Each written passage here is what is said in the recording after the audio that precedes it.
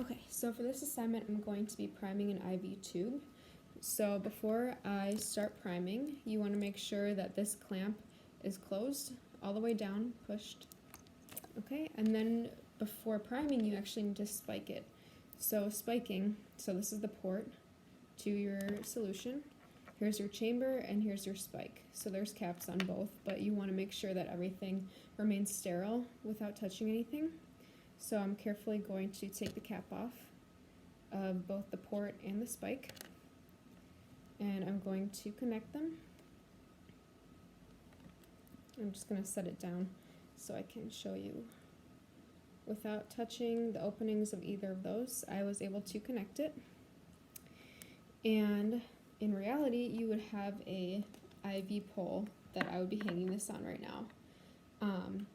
And before unclamping, you want to fill the chamber by squeezing it just a little bit, maybe more, because you want to get your chamber filled at least halfway. There you go.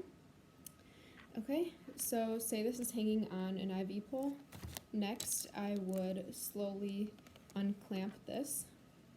So here, I would roll it back up slowly so that there's not too much coming out. And while I'm doing that, I want to make sure that all of these Y ports are inverted so that there's no air bubbles. So once again, I'm letting the liquid flow through. Okay.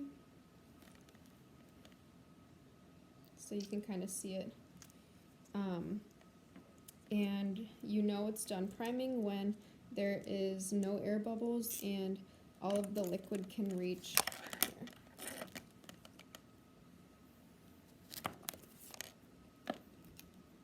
This bottom port.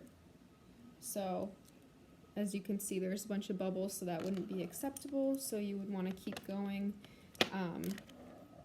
until there's absolutely none. And in that case that there are, what you would do is you would kind of flick the IV tubing so that there are no more bubbles. Okay.